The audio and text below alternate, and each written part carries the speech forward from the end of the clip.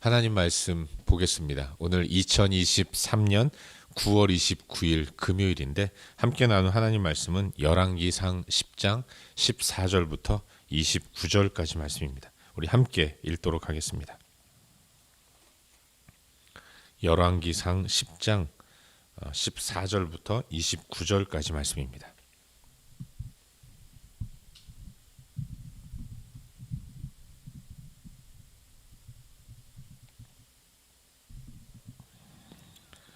우리 함께 읽도록 하겠습니다. 솔로몬의 세입금의 무게가 금 660달란트요. 그 외에 또 상인들과 무역하는 객상과 아라비아의 모든 왕들과 나라의 고관들에게도 가져온지라. 솔로몬 왕이 쳐서 느린 금으로 큰 방패 200개를 만들었으니 매 방패에 든 금이 600세겔이며 또 쳐서 느린 금으로 작은 방패 300개를 만들었으니 매 방패에 든 금이 3만에라. 왕이 이것들을 레바논 나무 궁에 두었더라. 왕이 또 상아로 큰 보좌를 만들었고 정금으로 입혔으니 그 보좌에는 6층계가 있고 보좌 뒤에 둥근 머리가 있고 앉은 자리 양쪽에는 팔걸이가 있고 팔걸이 곁에는 사자가 하나씩 서 있으며 또 12사자가 있어 그 6층계 좌우편에 서 있으니 어느 나라에도 이같이 만든 것이 없었더라. 솔로몬 왕이 마시는 그릇은 다 금이요 레바논 나무 궁의 그릇들도 다 정금이라. 은 기물이 없으니 솔로몬의 시대에 은을 귀히 여기지 아니함은 왕이 바다에 다시스 배들을 두어 히람의 배와 함께 있게 하고 그 다시스 배로 3년에 한 번씩 금과 은과 상아와 원숭이와 공작을 실어 왔음이더라. 솔로몬 왕의 재산과 지혜가 세상의 그 어느 왕보다도 큰지라. 온 세상 사람들이 다 하나님께서 솔로몬의 마음에 주신 지혜를 들으며 그의 얼굴을 보기 원하여 그들이 각기 예물을 가지고 왔으니 곧 은그릇과 금그릇과 의복과 갑옷과 향품과 말과 노새라. 해마다 그리하였더라. 솔로몬이 병거와 마병을 모으매 병거가 1400대요 마병이 12,000명이라. 병거성에도 두고 예루살렘 왕에게도 두었으며 왕이 예루살렘에서 은을 돌같이 흔하게 하고 백향목을 평지의 뽕나무같이 많게 하였더라. 솔로몬의 말들은 애굽에서 들여왔으니 왕의 상인들이 값주고 산 것이며 애굽에서 들여온 병거는 한 대에 은 600세겔이요 말은 한 필에 150세겔이라. 이와 같이 햇사람의 모든 왕과 아람 왕들에게 그것들을 되팔기도 하였더라. 아멘. 새로운 하루가 시작되었습니다. 오늘도 하나님의 은혜를 힘입고 복되게 살아가는 저와 여러분 우리 모두가 될 수 있기를 바랍니다. 오늘은 민속 고유의 명절인 추석이라고 하는데 오늘 추석은 오국백과가 무르익는 그런 풍성함을 누리는 날 아니겠습니까? 풍성함을 주시는 하나님을 기억하면서 오늘도 하나님과 동행하는 또 허락하신 은혜를 마음껏 누리며 살아가는 우리 모두가 될 수 있기를 바랍니다. 우린 요즘 계속해서 새벽 시간을 통해서 열왕기상 말씀을 묵상하고 있죠. 오늘은 어제에 이어서 방금 읽은 말씀인 열왕기상 10장 14절부터 29절까지의 말씀을 살펴보는 가운데 우리에게 주시는 은혜와 도전들을 함께 나누기 원합니다. 함께 읽은 본문은 역사상 유례를 찾을 수 없는 엄청난 지혜를 소유했던 솔로몬이 다스리던 솔로몬 시대가 얼마나 풍요로웠는가 그런 것들을 소개하고 있다고 보여집니다. 신앙의 눈을 감고 세상의 눈을 뜨고 이 성경 이 부분을 읽을 때에는 야 솔로몬 시대는 정말로 풍요로웠구나 이마만큼 어마어마했구나 라고 읽을 수 있는 내용이라는 생각이 들어요. 그가 왕으로 통치하던 시대의 이스라엘은 물질적으로 볼 때 풍성함 그 자체였다고 말할 수 있는 것입니다. 여러분 본문에 보면 가장 많이 등장하는 단어가 하나 있는데 그게 금이었다는 거죠. 길지 않은 이 본문에서도 10번 이상 금이라는 단어가 언급되는 것을 볼 수 있습니다. 그만큼 솔로몬 시대에는 금이 차고 넘쳤다는 거죠. 그가 거두어들인 세금의 무게가 금 666달란트였다는 거죠. 이 666달란트는 오늘날로 환산하면 22톤에 해당하는 무게라고 하더라고요. 어마어마한 양의 금이 세금으로 주어졌다는 것입니다. 백성들이 낸 금의 양이 이만큼이라면 그만큼 백성들은 솔로몬 시대에 풍요를 누렸다고 보여지는 거예요. 이만큼 세금을 낸다면 내지 않은 것 또한 얼마나 많이 있겠습니까? 솔로몬 시대에 엄청난 풍요와 부요함이 이스라엘 가운데 있었다는 것을 짐작할 수 있는 겁니다. 백성들만 세금으로 금을 낸 것이 아니라 상인들, 무역하는 객상, 아라비아의 모든 왕들과 그 고관들, 그들도 다 솔로몬 한번 만나기를 원해서 찾아왔고, 그때 그들은 빈손으로 오지 않고 손에 금을 들고 그리고 솔로몬을 만나러 왔다는 겁니다. 얼마나 금이 많았으면 금으로 방패를 만들었다는 거죠. 그 방패가 200개나 됐다는 겁니다. 방패 하나에 600세겔이 들었는데 그게 200개나 있었다는 겁니다. 이 모든 금 방패를 솔로몬은 레바논 나무 궁에 두었고 또 자신을 호위하는 근위대 병사들에게 금 방패를 줘서 자신을 호위하도록 했다는 겁니다. 그만큼 왕권이 엄청나게 강했다는 것을 또한 알 수 있는 거죠. 솔로몬은 자신이 앉은 보좌를 상아로 만들었습니다. 그리고 정금으로 입혔어요. 그리고 보좌에 오르기까지 6층계를 만들어서 자신의 위엄을 과시했습니다. 자기가 앉는 보좌를 일반 신하들이 서는 자리 6층계 위에 두고 거기서 내려보면서 자신의 위엄을 과시했습니다. 보좌 뒤에는 둥근 머리가 있었고 자리 양쪽에는 팔걸이를 두었고 팔걸이 옆에는 사자 모양의 조각을 만들어 세워놓았습니다. 이 사자 모양의 조형물은 보좌로 오르는 6층계 좌우에 하나씩 두었다는 겁니다. 오른쪽에 왼쪽에 6개씩 12개를 만들었던 거죠.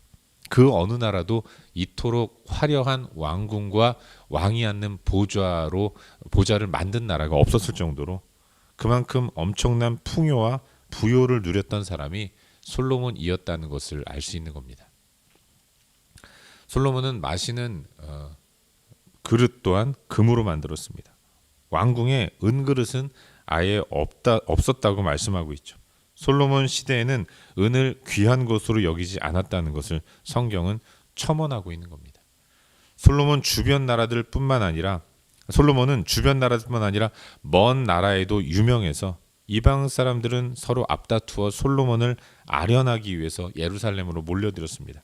그들이 올 때 그냥 오지 않고 각기 예물을 가지고 나왔는데 그 예물이 은그릇, 금그릇, 의복, 갑옷, 향품, 말과 노새였다는 겁니다. 이게 단회적인 일이 아니라 해마다 이렇게 많은 물질을 싸들고 솔로몬을 만나기 위해 여러 이방 나라들이 찾아왔다는 것이죠. 솔로몬은 말도 많이 가졌습니다.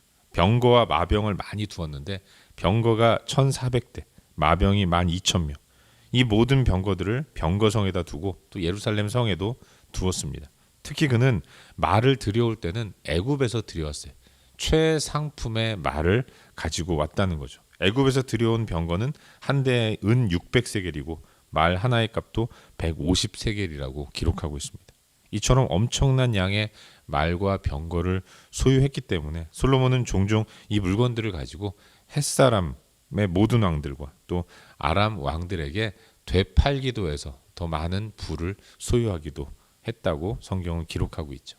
이게 오늘 함께 묵상하고 있는 본문의 전반적인 내용입니다. 그리고 오늘 이 말씀 가운데서 오늘은 한 가지만 함께 살펴보는 가운데 우리의 기도 제목으로 삼고 또 함께 기도하기로 합니다. 여러분, 오늘 묵상하는 본문을 하나하나 읽어가면서 그런데 우리 머릿속에 떠오르는 또 하나의 성경 구절이 있습니다. 그게 바로 신명기 17장이에요. 함께 나누고는 이 본문은 솔로몬이 얼마나 세상적으로 소위 잘 나가고 큰 부를 소유하고 그 시대에 엄청난 풍요를 누렸는가. 솔로몬은 성군으로서 태평성대를 누렸다라고 읽혀지지만 그러나 한편 그의 성공을 바라보면서 우리 머릿속에 떠오르는 성경 구절이 신명기 17장이라는 거예요. 17장 가운데서 16절과 17절 말씀에는 이렇게 기록되어 있습니다. 제가 읽어드리겠습니다. 신명기 17장 16절과 17절 제가 읽어드리겠습니다. 왕된 자는 말을 많이 거두지 말 것이요 말을 많이 얻으려고 그 백성을 애굽으로 돌아가게 말 것이니 이는 여호와께서 너희에게 이르시기를 너희가 이후에는 그 길로 다시 돌아가지 말 것이라 하셨음이며 아내를 많이 두어서 그 마음이 미혹되게 말 것이며 은금을 자기를 위하여 많이 쌓지 말 것이니라. 아멘.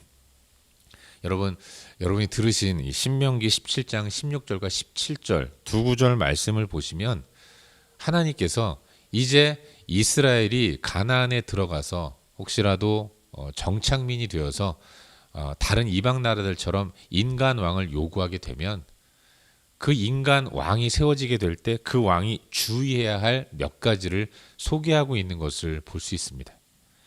하나님은 광야를 걷는 이스라엘 백성들에게 말씀하시기를 이제 너희들이 인간 왕을 세우면 그 인간 왕은 그가 내 백성 이스라엘의 왕이 아니라 참된 이스라엘의 왕은 나이니까 나를 대신해서 나의 위임을 받아서 백성들을 다스려야 할 텐데 절대로 이방 나라들 왕처럼 말을 많이 얻으려고 하지 말아라. 그리고 아내를 많이 두지 말아야 하고 은금을 쌓지 말아야 한다. 하나님께서 이스라엘 왕의 특징을 그들이 갖추어야 할 특수성을 이렇게 분명하게 말씀하셨어요. 그런데 여러분 어떻습니까? 오늘 본문은 솔로몬이 누렸던 풍성함을 소개하고 있는데 어쩜 그렇게 신명기 말씀과는 전혀 반대되는 내용만 기록되어 있는지 모르겠어요. 여러분 솔로몬 시대에는 금이 넘쳐났습니다. 금 하고 있어요. 어마어마한 무게의 금이 솔로몬 시대를 휘감고 있는 겁니다. 금으로 방패를 만듭니다. 자신이 만든 보좌를 상아로 만든 이후에 또 금으로 입혀요. 마시고 사용하는 모든 그릇이 다 금입니다. 솔로몬 시대에는 은을 취급하지도 않습니다. 은 따위라고 말할 정도로 은과 금을 많이 소유했던 사람이 바로 솔로몬이었던 거죠. 은을 귀하게 여기지 않을 정도로 금이 넘쳐나는 시대가 솔로몬이었어요. 솔로몬 시대였습니다. 오늘 본문을 보시면 솔로몬은 말도 많았습니다. 병거란 전시에 말이 끄는 수레 아니겠습니까? 말이 끄는 수레가 1400대라는 거죠. 거기다가 말을 타고 전쟁에 나가서 싸우는 마병이 12,000명이었다는 겁니다.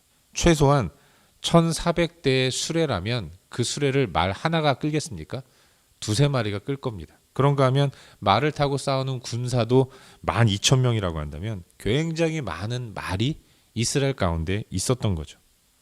병거를 모아두는 병거성도 만들었는데 이 마병들은 병거성에도 배치되었지만 특별히 예루살렘 왕궁에도 두어서 친히 솔로몬을 마병이 호위하도록 만들었다는 거예요. 솔로몬은 아내도 많았다는 것을 우리는 알 수 있습니다. 그는 정략 결혼을 많이 했기 때문에 여러 이방 나라들의 공주를 자기 아내로 두어서 그 나라와 화친을 맺고 또 평화를 이루려고 한 노력들을 많이 해서 솔로몬 주변에는 아내도 굉장히 많았던 거죠. 어떻습니까? 하나님은 이스라엘 백성들을 다스릴 왕으로서 갖춰야 할 몇 가지 조건, 그게 은금 많이 갖지 말고 말 많이 두지 말고 그리고 아내도 많이 두지 말라고 했는데, 그런데 오늘 함께 나눈 이 본문은 굉장히 무미건조하게 솔로몬 시대를 설명하면서 솔로몬은 아내도 많았다. 솔로몬은 은금이 차고 넘쳤다. 솔로몬 시대에는 이처럼 말을 가지고 싸우는 마병들도 이처럼 많았다. 기록하고 있는 거죠. 여러분 오늘 본문을 통해서 깨닫게 되는 것은 성경 기자가 솔로몬 시대의 풍요로움을 찬양하고 있는 것이 아니라 비꼬고 있다는 것을 알 수 있어요. 그러고도 이스라엘 백성의 왕이라고 말할 수 있는가, 이렇게 도전하고 있는 거죠. 사랑하는 여러분, 솔로몬은 인간적인 풍성함과 풍요만을 추구하는 사람으로 변질되었습니다. 처음에 그는 겸손하게 하나님 앞에 엎드려서 나는 작은 아이입니다. 내가 어떻게 이 백성을 이끌어갈 수 있겠습니까? 무엇보다도 이 백성은 하나님의 백성 아니겠습니까? 하나님께서 나를 사용하셔서 이 백성 하나님 뜻대로 이끌어 주시기를 원합니다. 그 겸손함은 온데간데 없어지고 이제는 모든 이방 나라들 가운데 최고의 왕으로 인정받으면서 풍요의 모습만을 과시하는 이런 모습을 보이고 있는 거죠. 여러분, 그가 말이 어쩌다 많이 생긴 것이 아니라 친히 모았다는 겁니다. 애국까지 가서 최고의 말을 사들일 정도로 그는 이런 데 관심이 많은 사람이 되었다는 거예요. 이 본문의 내용은 솔로몬 시대의 풍요로움을 드러내고자 하는 의도가 아니라 하나님의 통탄, 가슴 아픔, 어쩌다 솔로몬이 저 지경에 이르게 되었나 하는 한숨을 드러내는 말씀이라고 말할 수 있는 것이죠. 사랑하는 여러분, 우리는 어떤가? 이걸 오늘 이 말씀을 통해서 한번 생각하면서 우리 자신을 돌아보아야 한다고 믿습니다. 우리는 하나님의 은혜를 구합니다. 그런데 하나님이 은혜를 주시면 그 은혜를 이용해서 하나님을 멀리할 수 있는 것들을 얻으려고 하는 경향이 얼마나 많이 있는지 몰라요. 더 하나님 의지하라고 은혜를 주시는데 그 은혜를 힘입고 그것 가지면 하나님과 멀어지는 그런 것들만 원하면서 가지려고 하며 살아가고 있지는 않은가. 그래서 어느 순간 풍요가 우리의 영적인 삶을 목조는, 그래서 하나님과 멀어지는 이런 결과가 주어지는 것은 아닌가. 우리 자신을 돌아보아야 하는 거죠. 어쩌면 그래서 안 주시는지도 모르겠어요. 엇나가고 망가질까 봐. 그래서 하나님 우리에게 우리가 구하는 모든 것들을 풍성하게 제공하시지 않는 때도 있다는 것을 묵상해 보게 됩니다. 여러분, 세상 것 다 얻고 하나님 잃으면 그건 다 잃어버린 겁니다. 정말로 무서운 거예요. 그래서 우린 하나님의 은혜를 구하기 전에 은혜를 주시는 하나님을 먼저 구하는 이런 모습을 가져야 할 줄로 믿습니다. 바라기는 물질적인 풍요를 구하기 이전에 하나님을 온전히 구하고 찾고 바라보는 믿음을 달라고 기도하는 우리 모두가 될 수 있기를 바랍니다. 우리가 준비될 때 풍성한 것들을 가져도 그것 의지하고 그것 자랑하지 않고 오직 하나님만 구하며 하나님만을 주목하는 삶을 사는 것, 이게 베스트죠. 그런 영적인 내공, 영적인 실력이 갖추어질 때까지 우린 더욱더 하나님을 의지하고 기도하면서 하나님의 얼굴을 구하는 자리로 나아갈 줄로 믿습니다. 오늘도 하나님의 손이 아닌 하나님의 얼굴을 구하며 나아가는, 하나님 베푸시는 은혜로 만족하는 것이 아니라 은혜를 베푸시는 하나님을 더 사랑하고 더 의지하고 더 엎드리는 그런 삶을 살 수 있도록 매 순간 기도하며 살아가는 우리 모두가 될 수 있기를 주의 이름으로 축원합니다. 기도하겠습니다. 함께 기도할 때 오늘도 주신 말씀 붙들고 기도하기로 하는데요. 하나님, 오늘 하루 우리들의 삶이 하나님이 베푸시는 은혜, 여기에 만족하는 것이 아니라 은혜를 베푸시는 하나님을 구하며 하나님을 사랑하는 자리로 나아갈 수 있도록 인도하여 주시옵소서. 이 시간 우리 자신을 위해서 함께 기도하고 말씀 붙들고 기도하기로 합니다. 또 계속해서 기도할 때 우리의 중보가 필요한 여러 영역들을 위해 기도하시고 각자 개인적인 기도 제목 가지고 기도하시다가 일상의 삶의 자리로 나아가도록 하겠습니다. 함께 기도합시다.